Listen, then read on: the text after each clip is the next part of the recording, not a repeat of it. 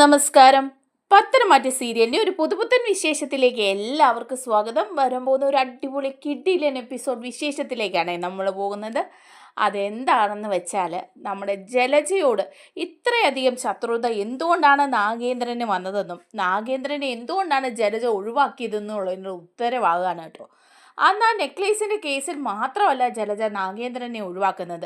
ജലജയുടെ ഒരു വലിയ രഹസ്യം ഒളിപ്പിക്കാൻ കൂടി വേണ്ടിയിട്ടാണ് നാഗേന്ദ്രനെ നൈസായിട്ട് അങ്ങ് ഒഴിവാക്കി വിടുന്നത്. അതൊക്കെ നാഗേന്ദ്രൻ വന്നിട്ട് ജലജയുടെയും അതുപോലെ മുത്തശ്ശൻ്റെയും മുത്തശ്ശിയുടെയും ദേവയാനിയുടെയും മറ്റെല്ലാവരുടെയും മുമ്പിൽ അനന്തപുരിയിലെത്തി യഥാർത്ഥത്തിൽ നമ്മുടെ അവന്തികയുടെ മുമ്പിൽ വരെ നിന്നിട്ട് നാഗേന്ദ്രൻ പറയുന്നുണ്ട്, അവന്തികയുടെ യഥാർത്ഥ അച്ഛൻ ഞാനാണോടി എന്ന് ചോദിക്കുകയാണ് ജലജയോട്. അപ്പോഴേക്കും ജലജ ആകെ ഞെട്ടിപ്പോവാണ് കേട്ടോ. അവന്തികയുടെ അച്ഛൻ നാഗേന്ദ്രൻ അല്ലെന്നും അയാൾ വേറൊരാളാണെന്നുള്ള രഹസ്യം അവിടെ വിളിച്ചു പറയാണ് നാഗേന്ദ്രൻ.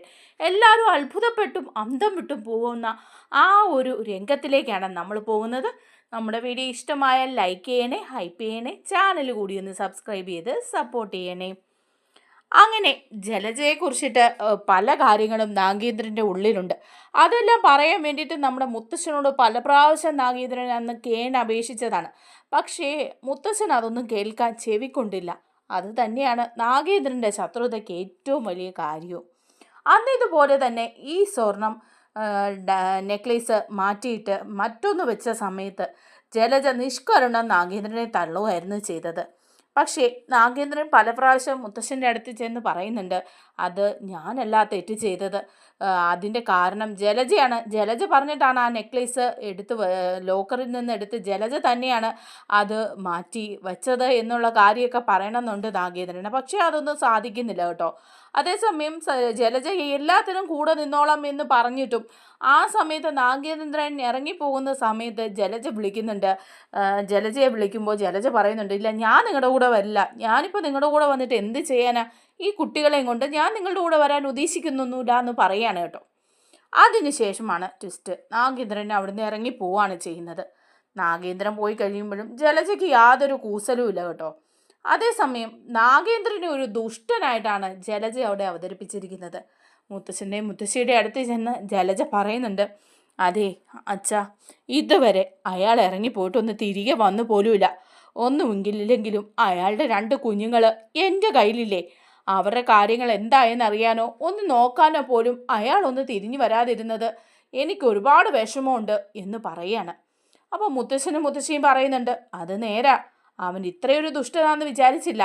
അന്ന് ഇങ്ങനൊരു ക്രമക്കേട് കാണിച്ചപ്പം ഈ കുടുംബത്തിലേക്ക് കയറി പോകരുതെന്ന് പറഞ്ഞ് ഇറക്കി വിട്ടു. പക്ഷെ ഞാൻ വിചാരിച്ചത് നീയും ആ കൂടെ പോകുമെന്നാ. അപ്പോൾ ജലജ പറയാണ് മുത്തശ്ശനോട്, അതെങ്ങനെയാച്ചാ ഞാൻ കൂടെ പോകുന്നത്? ഇതുപോലൊരു പെരുങ്കള്ളൻ്റെ കൂടെ ഞാൻ ഇറങ്ങിപ്പോയിട്ട് ഈ കുഞ്ഞുങ്ങളെ കൊണ്ട് എന്ത് ചെയ്യാനാ? എൻ്റെ അപ്പോഴത്തെ മാനസികാവസ്ഥ അച്ഛനൊന്നും മനസ്സിലാവില്ലേ എന്ന് ചോദിക്കുക. അപ്പം മുത്തശ്ശനും പറയുന്നുണ്ട്, അത് നേര് തന്നെയാ, അവനെ വിശ്വസിക്കാൻ കൊള്ളാത്തവനാ. അവനെ ഇറങ്ങിപ്പോയാലും അവൻ്റെ കൂടെ നീ എങ്ങനെ സ്വസ്ഥമായിട്ട് ജീവിക്കും? ഇതുപോലുള്ളൊരു പെരുങ്കള്ളൻ്റെ കൂടെ ഈ കുഞ്ഞുങ്ങളെയും കൊണ്ട് നീ ചെയ്തതിൽ തെറ്റൊന്നുമില്ല എന്ന് പറയാം. അപ്പം മുത്തശ്ശിയും പറയുന്നുണ്ട്, ശരിയാ ജലജെ, നീ അവൻ്റെ കൂടെ ഒന്ന് പോകാതിരുന്നത് നന്നായി. നിൻ്റെ ഭർത്താവൊക്കെയാണ് കാര്യം. പക്ഷേ അങ്ങനെ ഒരു കള്ളൻ്റെ കൂടെ നീ ഇറങ്ങിപ്പോയിരുന്നെങ്കിൽ നീയും വഴിയാതാരായേനെ. ഇപ്പോൾ ഈ അനന്തപുരിയിൽ നീ നിൽക്കുന്നത് കൊണ്ട് ഞങ്ങൾക്ക് ആർക്കും ഒരു ബുദ്ധിമുട്ടുമില്ല. നിന്നെ ഞങ്ങളെല്ലാം എടുത്തു വളർത്തിയതാണെങ്കിലും നിൻ്റെ കുഞ്ഞുങ്ങളെയും നിന്നെയും സംരക്ഷിക്കാനുള്ള സ്വത്തുവകകളൊക്കെ ഈ അനന്തപുരിയിലുണ്ട്. ഇവിടെ പൊന്നുപോലെ നിങ്ങളുടെ മക്കൾ വളരും. അല്ലാതെ എങ്ങും പോയി അവർ വിഷമിക്കേണ്ട ഒരവസ്ഥയൊന്നും ഉണ്ടാവില്ല എന്ന് പറയാം. അപ്പോൾ മുത്തശ്ശനും പറയുന്നുണ്ട്, അതേ ജലജെ, നിൻ്റെ മക്കൾക്ക് ഒരു പ്രത്യേക പരിഗണന തന്നെ ഇവിടെ കിട്ടും. അതിന് അവരുടെ അച്ഛൻ അവരെ നോക്കാൻ വന്നില്ല എന്നുള്ള ഒരു കുറ്റം കൊണ്ടൊന്നും അല്ല. ഇതുപോലുള്ള ഒരു അച്ഛൻ്റെ കൂടെ അവരെ വിടാതിരിക്കുന്നത് തന്നെയാണ് നല്ലതെന്ന് പറയാം. അതേസമയം ജലജയ്ക്ക് അത് ഭയങ്കര സന്തോഷമൊക്കെ ആകുന്നുണ്ട്. കാരണം നാഗേന്ദ്രനെ നൈസായിട്ട് അങ്ങ് ഒഴിവാക്കിയല്ലോ. അതേസമയം നമ്മുടെ നാഗേന്ദ്രനും ചില കാര്യങ്ങളൊക്കെ ആ സമയത്ത് ചെയ്തു കൂട്ടുന്നുണ്ട്.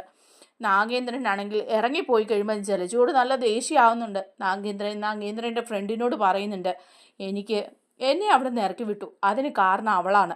ഞാൻ ഇത്രയും വർഷം അനന്തപുരിയിൽ നിന്നെങ്കിലും അവിടെ ഒരു ദോഷവും ഞാൻ ചെയ്തിട്ടില്ല. മൂർത്തീസ് ജ്വല്ലറിയുടെ ഉന്നമനത്തിന് വേണ്ടിയിട്ടാണ് ഞാൻ അവിടെ എല്ലാ കാര്യങ്ങളും ചെയ്തത്. അങ്ങനെ ഉണ്ടായിട്ടും ഇങ്ങനൊരു കാര്യം വന്നപ്പം നിഷ്കരുണം എല്ലാവരും കൂടി എന്നെ ചവിട്ടി പുറത്താക്കുകയാണ് ചെയ്തത്. അത്രയും നാളും ഞാൻ ചെയ്ത നന്മകളൊന്നും അവരാരും തിരിച്ചറിഞ്ഞില്ല. എന്തുകൊണ്ടാണ് ഇങ്ങനെയൊക്കെ സംഭവിച്ചതെന്നുള്ളതൊന്നും അറിയാനോ ചോദിക്കാനോ മനസ്സിലാക്കാനോ പോലും അവർ മനസ്സ് കാണിച്ചില്ല. ജലജയാണ് എല്ലാത്തിനും കാരണം. അവളൊരു വിഷവിത്ത് തന്നെയാണ്. അവൾക്ക് എങ്ങനെയെങ്കിലും എന്നെ ഒഴിവാക്കണം എന്നൊരു ചിന്ത കുറച്ച് നാളായിട്ടുണ്ടെന്ന് എനിക്കും തോന്നിയിട്ടുണ്ട്. അപ്പോൾ സുഹൃത്ത് ചോദിക്കുന്നുണ്ട്, അതെന്താ അങ്ങനെ നിനക്കിപ്പോൾ തോന്നാൻ? എന്തെങ്കിലും പ്രശ്നങ്ങൾ നിങ്ങളുടെ ഇടയിൽ ഉണ്ടായിട്ടുണ്ടോ എന്ന് ചോദിക്കുക. അപ്പം നാഗേന്ദ്രൻ പറയുന്നു, പ്രശ്നങ്ങളേ ഉണ്ടായിട്ടുള്ളൂ. ജലജയുമായിട്ട് പൊരുത്തപ്പെട്ട് ജീവിച്ചു പോകുക എന്ന് പറഞ്ഞാൽ അതൊരു വലിയ ടാസ്ക് തന്നെയാണ്. പക്ഷേ ഞാനെല്ലാം കണ്ടും കേട്ടും സഹിച്ചും അങ്ങ് ജീവിക്കുകയായിരുന്നു ചെയ്തത്. പക്ഷെ അവൾ എന്നെ ചതിക്കാൻ പല പ്രാവശ്യവും ശ്രമിച്ചതായിട്ട് എനിക്ക് തോന്നിയിട്ടുണ്ട്. അങ്ങനെയുള്ള ചതി എനിക്ക് സംഭവിച്ചിട്ടുണ്ടല്ലോ എന്ന് പറയാണ്. അപ്പം അയാൾ ചോദിക്കുന്നുണ്ട്, അതെന്താ അങ്ങനൊരു ചതി? അങ്ങനൊരു ചതി സംഭവിച്ചിട്ടുണ്ട്. ഞാനത് ആരോടും പറഞ്ഞില്ല എന്നേ ഉള്ളൂ. ജലജയ്ക്ക് മറ്റൊരു അഫെയർ ഉണ്ട്. അവളുടെ ഒരു പഴയ ക്ലാസ്മേറ്റുമായിട്ട് വേണ്ടാത്ത രീതിയിലുള്ള ഒരു ബന്ധത്തിലേക്ക് പോകുന്നതായിട്ട് എനിക്ക് തോന്നി. ഞാനത് ചോദ്യം ചെയ്യുകയും ചെയ്തു. അങ്ങനെ ഇരിക്കുമ്പോഴാണ് അവൾ എന്നെ ഒഴിവാക്കാൻ ശ്രമിച്ചത്. ഒരു ദിവസം ഞാൻ അവളോട് നേരിട്ട് തന്നെ ചോദിക്കുകയാണ് ചെയ്തത്. അവന്തികയെ അവൾ ഗർഭിണിയായിരിക്കുന്ന സമയത്ത് അയാളുമായിട്ടുള്ള സംഭാഷണം ഞാൻ കേട്ടതാണ്. ആ സമയത്ത് ഞാൻ അവളോട് ചോദിച്ചു, അവന്തിക എൻ്റെ കുഞ്ഞ് തന്നെയാണോ അതോ അവൻ്റെയാണോ എന്ന്. അന്ന് അവൾ ഒരുപാട് പ്രശ്നമൊക്കെ ഉണ്ടാക്കി വീട്ടിൽ. പുറത്താരും അറിഞ്ഞില്ലെന്നേ ഉള്ളൂ. മുറിക്കുള്ളിൽ ഞങ്ങൾ തമ്മിൽ എപ്പോഴും പ്രശ്നങ്ങൾ ഉണ്ടായിരുന്നു. ഇതിനെക്കുറിച്ചിട്ട് ആരോടെങ്കിലും സംസാരിച്ചാൽ അവൾ ജീവനൊടുക്കുമെന്നാണ് എന്നോട് പറഞ്ഞത്. പക്ഷെ ഞാനതൊക്കെ മറന്നു. എന്തായാലും അന്ന് മുതൽ അവൾക്ക് എന്നോട് ദേഷ്യമാണ്. എന്നെ എങ്ങനെയെങ്കിലും ഒഴിവാക്കണമെന്നും എൻ്റെ മനസ്സിലുള്ള രഹസ്യം അത് പുറത്ത് ഞാൻ പറയുമോ എന്നുള്ള പേടിയൊക്കെ ഉണ്ടായിരുന്നു. അതുകൊണ്ട് കൂടിയാണെന്ന് തോന്നുന്നു അവൾ ഈ ചതിയിലൂടെ എന്നെ പുറത്താക്കിയത്. അല്ലെങ്കിൽ ഇങ്ങനൊരവസ്ഥയിൽ സ്വന്തം ഭർത്താവ്, സ്വന്തം കുട്ടികളുടെ അച്ഛൻ ഒരു വീട്ടിൽ നിന്ന് ഇറക്കി വിടുമ്പോൾ അവൾ എൻ്റെ കൂടെ വരേണ്ടതല്ലേ? അല്ലെങ്കിൽ എന്നെ സപ്പോർട്ട് ചെയ്ത് ഒരു വാക്കെങ്കിലും അവൾ സംസാരിക്കേണ്ടതല്ലേ? അവളല്ലേ ഈ തെറ്റെല്ലാം ചെയ്തത്? എന്നിട്ടും അവൾ ഇതൊന്നും പറയാൻ തയ്യാറായില്ല എന്ന് പറയാം.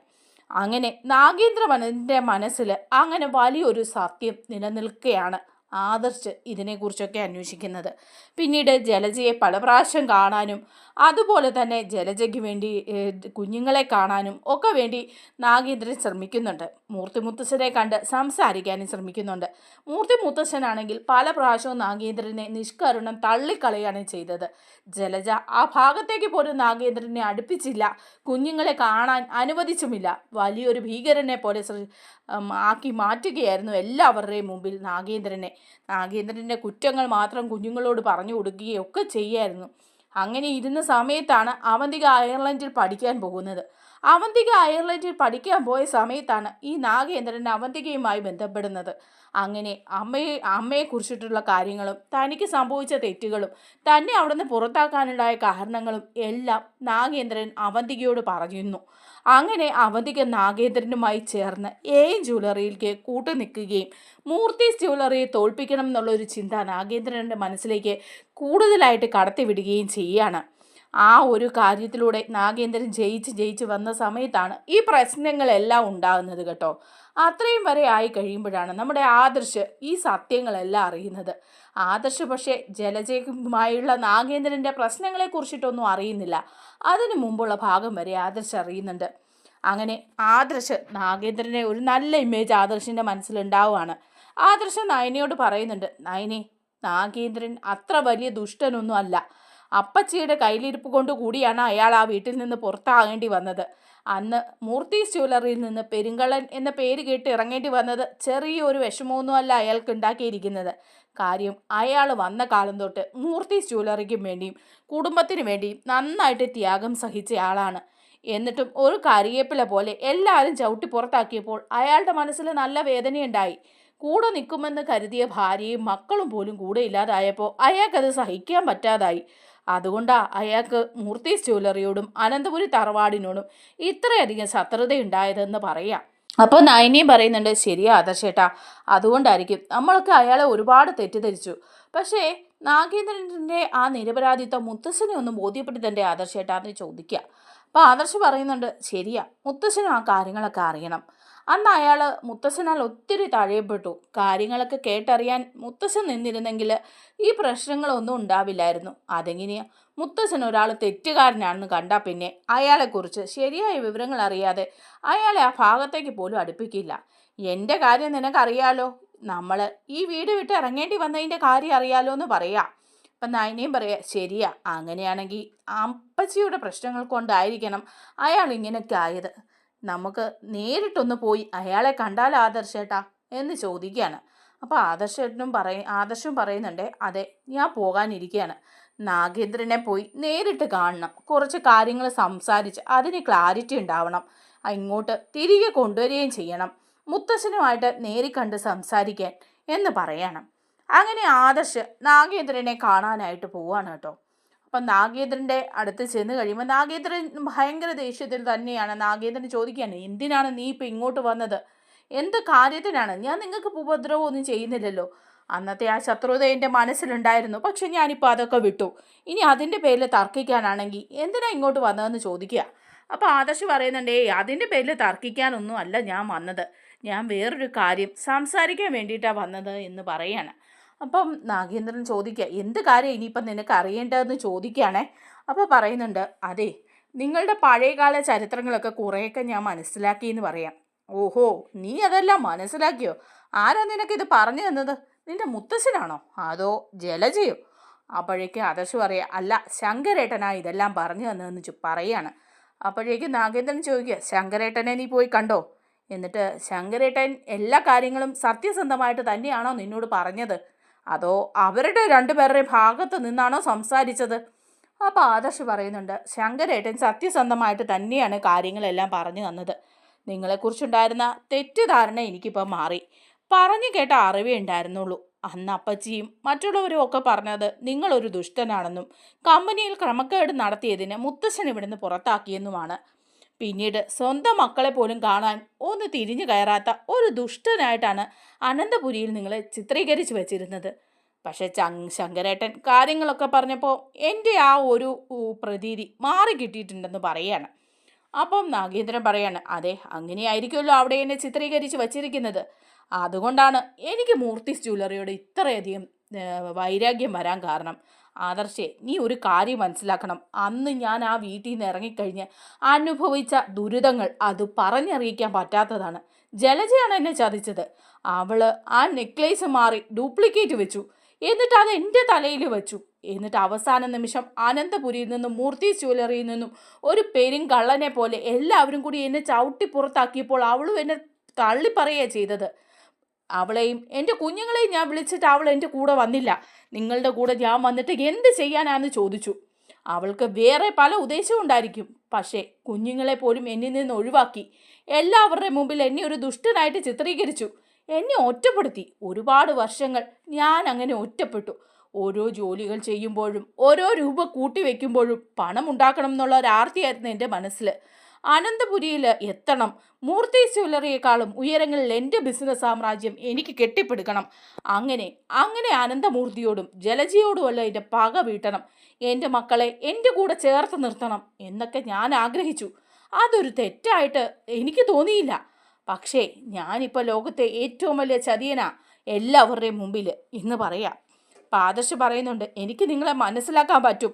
നിങ്ങളുടെ അന്നത്തെ അവസ്ഥയും ഇപ്പോഴത്തെ അവസ്ഥയും എല്ലാം എനിക്ക് മനസ്സിലാക്കാൻ പറ്റും. അത് എല്ലാവരുടെയും തെറ്റിദ്ധാരണയാണ്. അക്കാര്യത്തിൽ അപ്പച്ചി അങ്ങനെ ചെയ്തില്ലെങ്കിലേ ഉള്ളൂ. അതിന് ശേഷമാണെങ്കിലും അപ്പച്ചിയുടെ സ്വഭാവത്തിനൊന്നും ഒരു മാറ്റവും ഇല്ല. ഇപ്പോഴും അനന്തപുരിയിൽ അങ്ങനെയൊക്കെ തന്നെയാണ് അപ്പച്ചി പെരുമാറിക്കൊണ്ടിരിക്കുന്നത്. എല്ലാവരോടും ദുഷ്ടതയും ക്രൂരതയും മാത്രമേ ഉള്ളൂ. അസൂയയാണ് അപ്പച്ചിയുടെ മുതൽക്കൂട്ട്. അപ്പച്ചി എങ്ങനെ എല്ലാവരെയും നശിപ്പിക്കാമെന്ന് വിചാരിച്ചുകൊണ്ട് തന്നെയാണ് ഇപ്പോഴും അനന്തപുരി കഴിയുന്നത്. അവിടെ എല്ലാവർക്കും അത് അറിയുകയും ചെയ്യാം.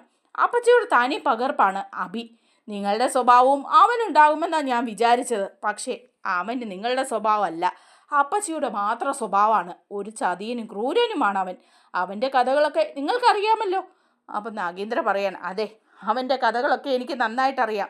അവൻ അത്രയും ചതിയനും ക്രൂരനും ദുഷ്ടനും ഒക്കെ ആകാനുള്ളതിൻ്റെ കാരണം ജലജയുടെ കൂടെയാണ് അവൻ വളർന്നത്. ജലജയാണ് അവനെ വളർത്തിയത്. അവളുടെ വളർത്തു ഗുണമാണ് അവൻ കാണിച്ചത്. ഞാനുണ്ടായിരുന്നെങ്കിൽ ഒരിക്കലും എൻ്റെ മകൻ അങ്ങനെ ആവില്ലായിരുന്നു. ഒരു നല്ല മനുഷ്യനായിട്ട് ഞാൻ അവനെ വളർത്തിക്കൊണ്ട് വന്നേനെ. ഇനിയിപ്പം നഷ്ടപ്പെട്ടതിനെയൊന്നും ഓർത്ത് ഞാൻ ദുഃഖിക്കുന്നില്ല. വരുന്നിടത്ത് വെച്ച് എല്ലാം കാണാം. അതാണ് നാഗേന്ദ്രൻ എന്ന് പറയാണ്. അപ്പോൾ ആദർശ് പറയാണ്, തെറ്റ് പറ്റിപ്പോയിട്ടുണ്ട്, മുത്തശ്ശനും തെറ്റ് പറ്റിപ്പോയിട്ടുണ്ട്. ഞങ്ങൾ നിങ്ങളെ പൂർണ്ണമായിട്ട് മനസ്സിലാക്കിയില്ല ഇപ്പോഴും. അതുകൊണ്ട് ഞാൻ നിങ്ങളോട് മാപ്പ് ചോദിക്കുകയാണ്. അപ്പച്ചി ചെയ്ത തെറ്റിനും നിങ്ങളെ അന്ന് ജ്വല്ലറിയിൽ നിന്ന് പുറത്താക്കിയതിനും നിങ്ങൾ അനുഭവിച്ച വേദനകൾക്കുമെല്ലാം ഞാൻ നിങ്ങളോട് മാപ്പ് ചോദിക്കുകയാണ്. ക്ഷമിക്കണം. അനന്തപുരിയിലേക്ക് നിങ്ങളൊരു ദിവസം വരണം. അവിടെ വന്ന് മുത്തശ്ശനെ കണ്ട് നിങ്ങൾ സംസാരിക്കണം എന്ന് പറയാണ്. അപ്പം ഉടനെ നാഗേന്ദ്രൻ പറയാണ്, എനിക്ക് കാണണ്ട. എനിക്ക് അനന്തമൂർത്തിയുടെ മുമ്പിൽ തോറ്റ് തല താഴ്ത്തി നിർത്താൻ നിൽക്കേണ്ട കാര്യമില്ല. മാത്രവുമല്ല അവളവിടെ ഉണ്ടല്ലോ ജലജ, അവളെ നേരിൽ കാണാൻ പോലും ഞാൻ ആഗ്രഹിക്കുന്നില്ല എന്ന് പറയാണ്. അപ്പോൾ ആദർശ് പറയുന്നുണ്ട്, അല്ല, അപ്പച്ചി ചെയ്ത തെറ്റ് എല്ലാവരുടെയും മുമ്പിൽ പറയണം. എല്ലാവർക്കും അത് മനസ്സിലാവണം. ഇത്രയും നാളും അപ്പച്ചിയാണ് ശരിയെന്നും നിങ്ങളാണ് തെറ്റെന്നുമാണ് എല്ലാവരും വിചാരിച്ചത്. അത് മാറണം. അടുത്ത ദിവസം തന്നെ അനന്തപുരിയിൽ ഒരു പൂജ നടക്കുന്നുണ്ട്. ആ സമയത്ത് നിങ്ങൾ അവിടെ എത്തണം. അവിടെ എത്തി എല്ലാ സത്യങ്ങളും മുത്തശ്ശൻ്റെ മുമ്പിൽ വെളിപ്പെടുത്തണം എന്ന് പറയാണ്. അങ്ങനെ നാഗേന്ദ്രൻ പറയുന്നുണ്ട്, ശരി, അങ്ങനെ തന്നെ ചെയ്യാം. എല്ലാ സത്യങ്ങളും എല്ലാവരും അറിയണമല്ലോ, ഇതിനൊക്കെ അന്ത്യം വേണമല്ലോ എന്നൊക്കെ നാഗേന്ദ്രൻ പറഞ്ഞ് നാഗേന്ദ്രൻ തീരുമാനിക്കുകയാണ് കേട്ടോ അനന്തപുരിയിലേക്ക് അടുത്ത ദിവസം പോകാമെന്ന്. അതേസമയം അനന്തപുരിയിലാണെങ്കിൽ ഒരു പൂജ നടത്തുകയാണ്. സർവ്വ ഐശ്വര്യത്തിനും വേണ്ടിയിട്ടായിട്ടുള്ള ഒരു പൂജ. നയന ഗർഭിണിയൊക്കെ ആയിരിക്കുന്നത് കൊണ്ട് തന്നെ നടത്തുകയാണ്. അങ്ങനെ ജലജ പൂജയ്ക്കായിട്ടൊക്കെ റെഡിയായി നല്ല അണിഞ്ഞൊരുങ്ങി നിൽക്കുക. അപ്പം മുത്തശ്ശനും എല്ലാവരും ഉണ്ട്, പുരോഹിതനും എല്ലാം വന്നിട്ടുണ്ട്. അങ്ങനെ പൂജ നടക്കുന്നതിൻ്റെ ഇടയിലേക്ക് ഒരാൾ കയറി വരികയാണ്. ഒരു വണ്ടി വന്ന് നിൽക്കുകയാണ്. അതിൽ നിന്ന് ഒരാൾ ഇറങ്ങി കയറി വരികയാണ്. കയറി വരുന്ന കണ്ട് എല്ലാവരും ആരാണ് എന്ന് അത്ഭുതത്തോടെ നോക്കുമ്പം അത് നാഗേന്ദ്രനാണ്. നാഗേന്ദ്രനെ കാണുമ്പോഴേ ജലജ ഞെട്ടിപ്പോവാണ്. ദൈവമേ, ഇയാൾ എന്തിനാണ് ഇനി ഇപ്പം ഇങ്ങോട്ട് വരുന്നത്? എന്നോട് പകരം വീട്ടാനായിരിക്കൂ, ഞാൻ അന്ന് ചെയ്തതിനൊക്കെ പകരം വീട്ടാനായിരിക്കും ഇയാൾ ഇങ്ങോട്ട് വരുന്നത് എന്ന് വെച്ച് ജലജ പേടിച്ച് നിൽക്കുക. അതേസമയം അവന്തികയൊക്കെ അച്ഛൻ വന്നല്ലോ എന്നുള്ള സന്തോഷത്തിലാണ് കേട്ടോ. അബിയുമൊക്കെ. മുത്തശ്ശനാണെങ്കിലും ദേഷ്യത്തിൽ തന്നെയാണ്. മുത്തശ്ശൻ അങ്ങോട്ട് ചെല്ലുകയാണ് നാഗേന്ദ്രൻ്റെ മുന്നിലേക്ക്. എന്തിനാടാ നീ ഇങ്ങോട്ട് കയറി വന്നത്? നിനക്ക് എന്ത് ധൈര്യം വന്നു അനന്തപുരി തറവാട്ടിലേക്ക് കയറാൻ? ഈ തറവാട്ടിലേക്ക് കയറരുതെന്ന് നിന്നോട് പറഞ്ഞതല്ലേ ഞാനെന്ന് ചോദിക്കുക. അപ്പോൾ ആദർശ് വന്നിട്ട് പറയാം, മുത്തശ്ശ, ഞാൻ പറഞ്ഞിട്ടാണ് അദ്ദേഹം ഇങ്ങോട്ട് വന്നത്. ഞാൻ ക്ഷണിച്ചിട്ട് തന്നെയാണ് വന്നത്. കാര്യം എന്താണെന്ന് മുത്തശ്ശൻ കേൾക്കണം. അതിനുശേഷം ബഹളം വയ്ക്കണം എന്ന് പറയുമ്പോൾ മുത്തശ്ശൻ പറയാം, എനിക്കിവനെ കാണുക വേണ്ട. എന്ത് ധൈര്യത്തിലാണ് ആദർശ ഇവനെ ഇങ്ങോട്ട് എൻ്റെ മുന്നിലേക്ക് കൂട്ടിക്കൊണ്ട് വന്നത്? അപ്പോൾ ആദർശ് പറയാം, മുത്തശ്ശൻ്റെ ഈ സ്വഭാവം കാരണമാണ് ഇയാളുടെ ജീവിതം നഷ്ടപ്പെട്ടത്. എന്തെങ്കിലും ഉണ്ടെങ്കിൽ അതൊന്ന് കേൾക്കാനുള്ള മനസ്സ് മുത്തശ്ശൻ കാണിക്കണം. എടുത്ത് ചാടി ഒരു തീരുമാനം എടുക്കരുത്. ഇതെൻ്റെ അപേക്ഷയാണെന്ന് പറയാം. അപ്പോൾ മുത്തശ്ശൻ കേൾക്കാൻ വേണ്ടി നിൽക്കുകയാണ്. അപ്പോഴേക്കും നാഗേന്ദ്രൻ വരികയാണ്. നാഗേന്ദ്രൻ പറയുന്നുണ്ട്, എനിക്കന്ന് പറ്റിയ തെറ്റെന്താണെന്ന് ആദർശ് നിങ്ങളോട് പറയൂന്ന് പറയാണ്. ആദർശ് എല്ലാ കാര്യങ്ങളും പറയാണ്. അന്ന് സംഭവിച്ച കാര്യങ്ങളെല്ലാം പറയാണ്. ആ നെക്ലേസ് ജലജ മാറ്റുന്നതും ജലജ മാറ്റിയതിന് ശേഷം അത് നാഗേന്ദ്രൻ്റെ തലയിൽ വെച്ച് കൊടുക്കുന്നതും അങ്ങനെ എല്ലാവരും കൂടി നാഗേന്ദ്രനെ അവിടെ നിന്ന് അടിച്ച് പുറത്താക്കുമ്പം ജലജ നിഷ്കരുണം നാഗേന്ദ്രനെ തള്ളിക്കളയുന്നതുമെല്ലാം അത് കേൾക്കുമ്പം ജലജ ആകെ പേടിച്ച് വിറച്ച് നിൽക്കുക. മുത്തശ്ശൻ ജലജയുടെ നേരെ ചെല്ലുക. എന്നിട്ട് ചോദിക്കുക, എടി നീ ആയിരുന്നോ അന്ന് ഈ പണി ചെയ്തതെന്ന് ചോദിക്കുക. അപ്പോൾ ജലജ, അതച്ഛാ, എനിക്ക് ആ നെക്ലേസ് കണ്ടപ്പോൾ അത്രയ്ക്കധികം ആഗ്രഹം തോന്നി. പിന്നെ അതൊരു എക്സിബിഷന് വയ്ക്കാനുള്ളത് മാത്രമാണല്ലോ എന്ന് വിചാരിച്ചപ്പം ഞാൻ അങ്ങനെ ചെയ്തു. അബദ്ധം പറ്റിപ്പോയി എന്ന് പറയാം. ഒറ്റ ഒരെണ്ണം മുത്തശ്ശൻ കൊടുക്കുക. എന്നിട്ട് പറയാം, എന്നിട്ടത് നീ ഈ നാഗേന്ദ്രൻ്റെ തലയിൽ വെച്ചല്ലേ? നിൻ്റെ ഭർത്താവും നിൻ്റെ കുഞ്ഞുങ്ങളുടെ അച്ഛനും അല്ലായിരുന്നു ഇയാളെന്ന് ചോദിക്കുകയാണ്. അപ്പം നാഗേന്ദ്രനോട് മുത്തശ്ശൻ എന്നിട്ട് മാപ്പൊക്കെ പറയുന്നുണ്ട്. അപ്പോൾ നാഗേന്ദ്രൻ പറയാം, എനിക്ക് മാപ്പൊന്നും വേണ്ട. എനിക്ക് നഷ്ടപ്പെട്ട് പോയതൊന്നും നിങ്ങൾക്ക് തരാൻ പറ്റില്ല. എൻ്റെ ഈ കുഞ്ഞുങ്ങൾ, എൻ്റെ ഈ മോള്, എൻ്റെ ഈ മോൻ, ഇവരെ എനിക്കിനി വേണം. എൻ്റെ കൂടെ വേണം ഈ അവന്തികയും അബിയും എന്ന് പറയുമ്പോൾ ജലജ പറയാം, അത് പറ്റില്ല, ഒരിക്കലും ഇവരെ ഞാൻ വിട്ടുതരില്ല, ഇതെൻ്റെ മക്കളാണെന്ന് പറയാം. അപ്പോൾ നാഗേന്ദ്രൻ പറയാം, എൻ്റെ കൂടി മക്കളാണ് എന്ന് പറയുമ്പം ജലജ പറയാം, അവന്തിക നിങ്ങളുടെ മകളാണോ? നിങ്ങളുടെ മകളല്ല അവന്തിക. അതിന് അവന്തികൾക്ക് മേൽ നിങ്ങൾക്ക് ഒരു അവകാശവും ഇല്ല എന്നങ്ങ് പറയാണ്. എല്ലാവരും അന്തം വിട്ടു പോവാ. അപ്പം നാഗേന്ദ്രൻ പറയാണ്, ഇത് കേൾക്കാൻ വേണ്ടിയിട്ടാണ് ഞാനിപ്പോൾ ഇത് പറഞ്ഞത്. ഇതെനിക്ക് നേരത്തെ അറിയാമായിരുന്നു. അന്ന് ഞാൻ ഒരിക്കൽ നിന്നോട് ഇതിനെക്കുറിച്ച് ചോദിക്കുകയും ചെയ്തു. നിൻ്റെ അവിഹിത ബന്ധം കണ്ടുപിടിച്ചപ്പോൾ നീ ഗർഭിണിയായിരുന്നു. അവന്തിക എൻ്റെ മോള് തന്നെയാണോ അതോ മറ്റവൻ്റെ ആണോ എന്ന് ഞാൻ ചോദിച്ചതാ. ആ നിമിഷം മുതൽ നീ എന്നെ ഒഴിവാക്കാൻ ശ്രമിച്ചു. ഈ വലിയ രഹസ്യം ആരെങ്കിലും അറിഞ്ഞു പോയാൽ നീ ഇവിടുന്ന് പുറത്തായാലോ എന്ന് വിചാരിച്ച് നീ മിണ്ടിയില്ല. അവന്തികയുടെ അച്ഛൻ ഇവനല്ലേടി എന്ന് ചോദിച്ച് ആ ഫോണിലുള്ള ഫോട്ടോ കാണിച്ചു കൊടുക്കാണ്. അത് കാണുമ്പോൾ ജലജ പേടിച്ച് വിറച്ച് ഞെട്ടി നിൽക്കുക. മുത്തശ്ശനും ദേവയാനി ആദർശും എല്ലാവരും ചുറ്റുമുണ്ട്. അവന്തികയാണെങ്കിൽ പൊട്ടിക്കരയാണ്. അവന്തികയുടെ അച്ഛനല്ല നാഗേന്ദ്രൻ എന്നറിയുമ്പോൾ ആ ഒരു നിമിഷം ഭയങ്കര ത്രില്ലിംഗ് ആണ് കേട്ടോ. സത്യങ്ങൾ എല്ലാവരും അറിയാണ് ജലജയ്ക്ക് അവിഹിതത്തിലുണ്ടായ മകളാണ് അവന്തിക എന്നുള്ള കാര്യം. മുത്തശ്ശനൊക്കെ പിന്നെ ഒന്നും മിണ്ടാനില്ല. എല്ലാവരും ഞെട്ടിത്തരിച്ച് നിൽക്കുന്ന ഒരു സംഭവ ബഹുലമായ ഒരു എപ്പിസോഡാണിത്. നമ്മുടെ വീഡിയോ ഇഷ്ടമായാൽ ഒന്ന് ലൈക്ക് ചെയ്യണേ, ഹൈപ്പ് ചെയ്യണേ, ചാനൽ കൂടി ഒന്ന് സബ്സ്ക്രൈബ് ചെയ്ത് സപ്പോർട്ട് ചെയ്യണേ. താങ്ക്